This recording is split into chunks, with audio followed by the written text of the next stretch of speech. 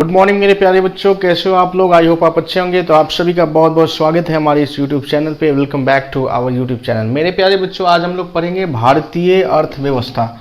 क्या पढ़ेंगे? भारतीय अर्थव्यवस्था। तो चलिए एक चीज़ और मैं बता दूं आपको कि चैनल को ज़रूर सब्सक्राइब कर लीजिएगा। जो लोग नए हैं कृपया चैनल को सब्सक्राइब करें। बगल में जो बेल आइकन है उसको अवश्य दबा दीजिए। साथ ही वीडियो को लाइक और शेयर अवश्य कीजिएगा, ठीक है।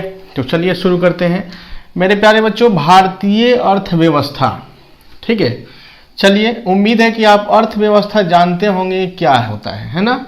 अगर नहीं जानते होंगे तो इसके लिए मैं अलग से एक वीडियो बना दूंगा, ठीक है। उसमें कितने प्रकार की अर्थव्यवस्थाएं होती हैं और किसका कौन स्थान है विश्व में, किस देश का, ये सब हम उस पर बताएंगे, ठीक है।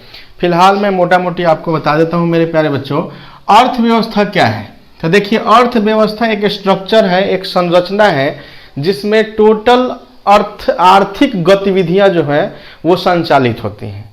उसी को कहा जाता है अर्थव्यवस्था। यानी कह सकते हैं कि अर्थव्यवस्था एक संरचना है जिसमें सारी आर्थिक गतिविधियां संचालित होती हैं। उसी को हम लोग अर्थव्यवस्था कहते हैं। समझ गए? चलिए अब देखिए कि विकासशील अर्थव्यवस्था। अब भारत की हम बात कर रहे हैं तो भारतीय अर्थव्यवस्था। तो भारतीय अर्थव्यवस्था के फिलहाल क्या स्थिति है, क्या सिचुएशन है, ठीक है। तो आप जानते होंगे कि भारतीय अर्थव्यवस्था मेरे प्यारे बच्चों एक विकासशील अर्थव्यवस्था है, ठीक है। विकासशील अर्थव्यवस्था, जैसे विकसित अर्थव्यवस्था और ये विकासशील। विकसित यानी जिसे हम लोग डेवलप्ड बोलते हैं, ठीक है, और विकासशील जिसे डेवलपिंग बोलते हैं। यानी विकसित यानी जो पहले से ही सुखी संपन्न है हर मामले में, ठीक है, और विकासशील जो कि सुखी होने का, हर चीज में विकसित होने का कोशिश कर रहा है, ठीक है, अभी विकसित नहीं है, ठीक है।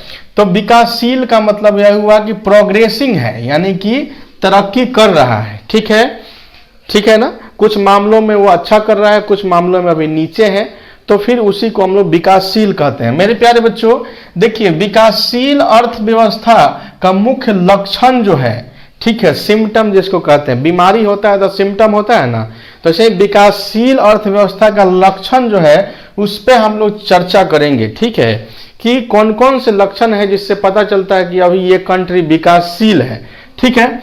तो चलिए देखिए, पहला है कि कृषि पर आधारित होना।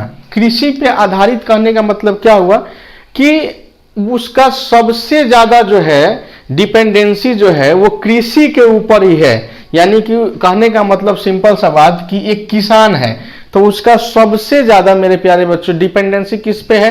कृषि पे ही है। उसी से जो उसका इनकम आता है उस इनकम से अपना घर परिवार चलाता है। तो उसी प्रकार से वैसा देश जहां कृषि से ही इनकम ज्यादा होता है तो वो कृषि पे आधारित है कि नहीं है।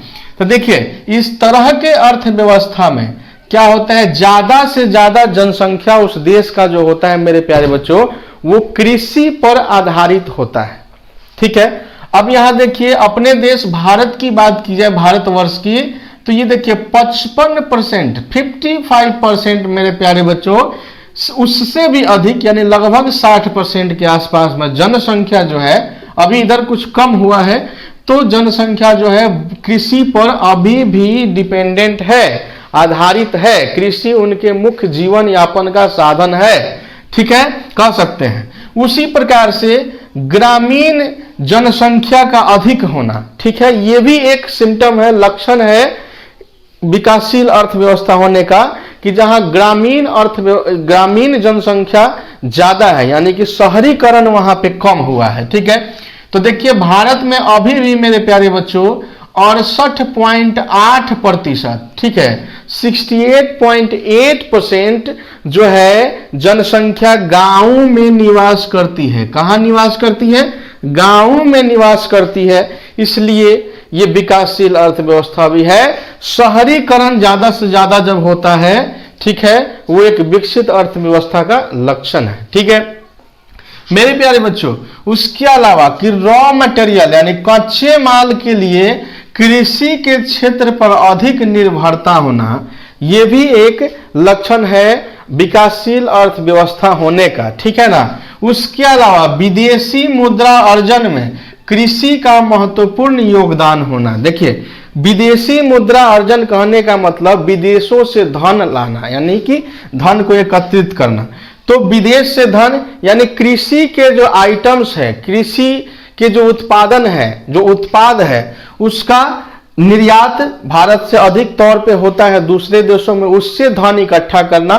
तो ये देखिए कृषि का महत्वपूर्ण योगदान है विदेशी मुद्रा अर्जन में भारत में, ठीक है ना, कृषि का महत्वपूर्ण योगदान है। अभी आप देखते होंगे फ्रांस, उसके अलावा फ्रांस से जो राफेल आया, अमेरिका, इजराइल, ये सब देश क्या है, ये सब आधुनिक टेक्नोलॉजी में काफी आगे हैं और हथियारों के मामले में, जो मॉडर्न वेपन्स हैं उसके मामले में। तो ये देखिए इन चीजों से ज्यादा धन कमाते हैं दूसरे देशों को ये लोग बेचकर, और उससे ज्यादा यानी उससे विदेशी मुद्रा ज्यादा अर्जन करते हैं, ठीक है ना। तो ये आपका है विदेशी मुद्रा अर्जन में भारत ज्यादातर कृषि पर निर्भर है, कृषि का महत्वपूर्ण योगदान है, ठीक है।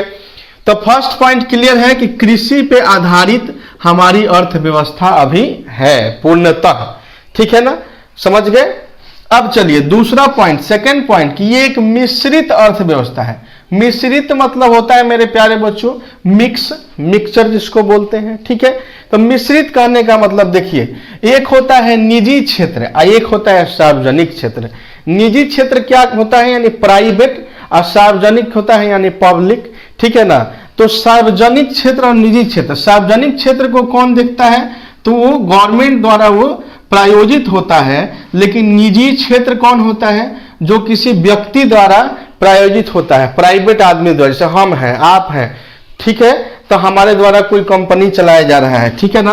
तो वैसे ही तो एक पब्लिक सेक्टर की कंपनियां होती हैं, एक प्राइवेट सेक्टर की कंपनियां होती हैं। जैसे हमारे देश में, अपने देश में बड़े बड़े उद्योगपति हैं, जैसे अंबानी, ठीक है, अडानी, उसी प्रकार से टाटा, बिरला और न जाने कितने हैं, बहुत सारे हैं। तो ये निजी क्षेत्र में है ना जी, इनका अपना प्रॉपर्टी है, अपनी कंपनियां चलाते हैं। जबकि हमारे देश में सार्वजनिक क्षेत्र की भारी उपक्रम वाले बहुत सारी कंपनियां हैं जो गवर्नमेंट के देखरेख में काम करती हैं, गवर्नमेंट उसको चलाती है। जैसे भेल हो गया, गेल हो गया, ये सब जो है, सेल हो गया, ये सब भारत सरकार की कंपनियां हैं। जैसे रेल हो गया, नहीं, ये सब भारत सरकार की कंपनियां हैं, तो वो सार्वजनिक क्षेत्र की कंपनियां कहलाएंगी। तो देखिए भारत में निजी और सार्वजनिक क्षेत्र दोनों ही यहाँ पे निवेश करते हैं, यानी कि दोनों ही क्षेत्र अपने अपने कंपनियां बिठाते हैं और उससे धन कमाते हैं, ठीक है।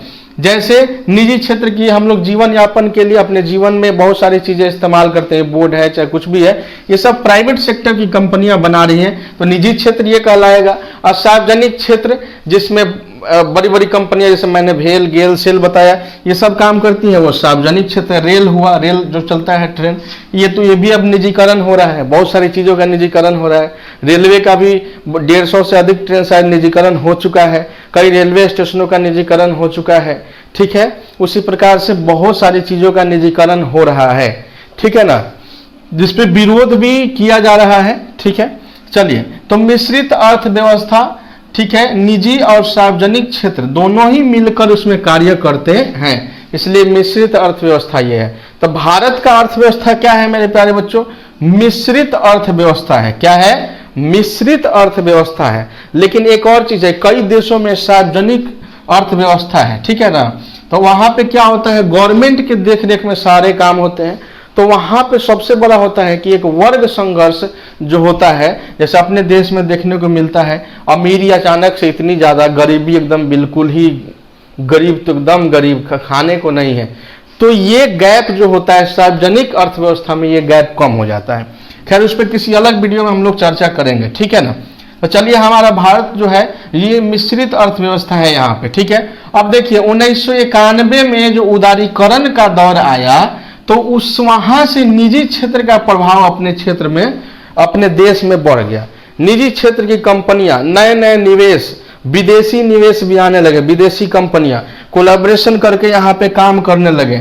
नहीं, उनका रेशियो सेट कर दिया गया कि एक विदेशी कंपनी आएगी तो यहाँ की कोई इंडियन कंपनी से, जो इस यहाँ की कंपनी होगी उसके साथ कोलैबोरेट करके यहाँ पे अपनी कंपनी बैठाएगी।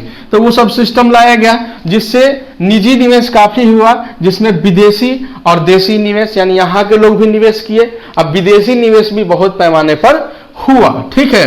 तो ये आपका उदारीकरण के दौर में हुआ, जब ओपन कर दिया गया मार्केट को कि विदेश से भी लोग आके यहाँ पे निवेश कर सकते हैं, पैसा लगा सकते हैं, धन कमा सकते हैं, लेकिन उसके लिए एक बार लगाया गया, ठीक है ना, कि यहाँ के कंपनी के साथ कोलैबोरेट करके आप काम करेंगे। उस पर भी हम बताएंगे, FDI पे भी हम अलग से वीडियो बनाएंगे, ठीक है।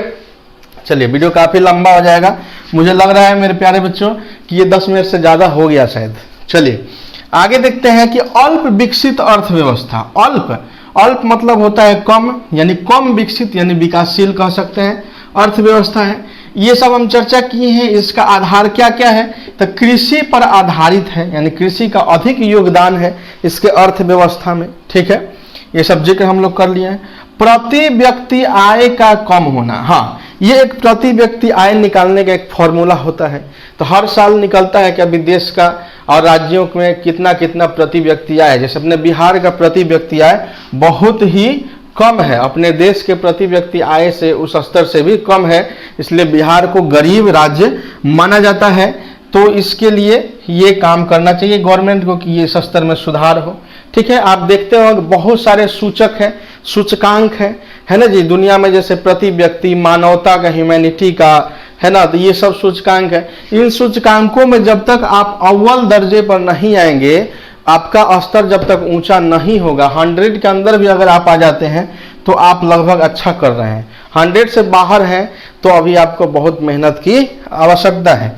तो प्रति व्यक्ति आय भी वैसा ही सूचक है जो बताता है कि हमारे देश में कौन राज्य पीछे है, कौन आगे है, दुनिया में कौन देश आगे है, कौन देश पीछे है। उसके अलावा जनसंख्या वृद्धि दर अधिक होना, ये एक महत्वपूर्ण कारक है, ठीक है ना। ये एक महत्वपूर्ण कारक है। विकासशील देशों में खासकर देखा गया है कि जनसंख्या वृद्धि दर काफी अधिक होता है। जैसे अभी अपने भारत की जनसंख्या 1 अरब 35 करोड़ से भी अधिक माना जा रहा है, ठीक है। 2021 में सेंसस होना है, देखिए कब होता है, तो कोरोना का दौर चल रहा है।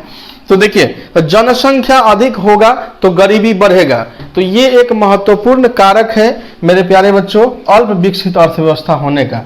अधिक बेरोजगारी, अब ये देखिए अधिक बेरोजगारी दर भी यहाँ है। बेरोजगारों की संख्या, पढ़े लिखे अच्छे अच्छे डिग्रीधारी लोग बेरोजगार हैं, उनको अच्छी नौकरी उनके डिग्री के मुताबिक, उनके क्वालिटी के मुताबिक नहीं मिल रहा है, तो अधिक बेरोजगारी। निर्धनता का अधिक होना, निर्धनता गरीबी का अधिक होना, यानी गरीबी अधिक है, यानी कहने का मतलब अभी अल्प विकसित अर्थव्यवस्था है। चौथा पॉइंट है विकासशील अर्थव्यवस्था। विकासशील अर्थव्यवस्था यानी कहने का मतलब कि अभी विकास के पथ पर अग्रसर है, ठीक है। जितने भी मानक है दुनिया में बनाए गए हैं जिससे मापा जाता है कि कौन विकसित है, कौन विकासशील देश है, तो उसमें उन सूचकांकों में लगातार सुधार करना, उन सूचकों में लगातार सुधार करना, ये विकासशील अर्थव्यवस्था की निशानी होती है। तो अपना देश भी, भारत भी विकासशील अर्थव्यवस्था के पथ पर अग्रसर है। और आपको पता होगा कि अभी 2021 में भारत विश्व की 5वीं सबसे अर्थव्यवस्था बन गई, सबसे बड़ी अर्थव्यवस्था बन गई है ना। इसके पहले 2018 में बनी थी, 2019 में ब्रिटेन आ गया था 5वें स्थान पे, है ना। ब्रिटेन और फ्रांस आ गए थे तो भारत 7वें स्थान पे चला गया था, और ये भारत फिर से 5वें स्थान पे है। लगभग अंदाजा है कि 2.9 ट्रिलियन डॉलर, ठीक है, ट्रिलियन डॉलर अभी इसका जीडीपी है, यानी सकल घरेलू उत्पाद, ठीक है। अभी इसका टोटल जीडीपी जो है, और इसको 5 ट्रिलियन डॉलर शायद इसका रखा गया है, टारगेट कंप्लीट करना है। लेकिन अभी कोविड का दौर है तो देखिए क्या होता है, ठीक है। तो ये है, तो विश्व की 5वीं सबसे बड़ी अर्थव्यवस्था भारत अभी है। तो चलिए उसके लिए अलग से हम वीडियो बनाएंगे जिसमें ये सब चीज़ों का जिक्र करेंगे। तो चलिए, वीडियो आपको कैसा लगा आप कमेंट बॉक्स में लिखिएगा, साथ ही वीडियो को लाइक और शेयर अवश्य कीजिए। तो lot of thanks to all my lovely students, bye bye and take care, जय हिंद।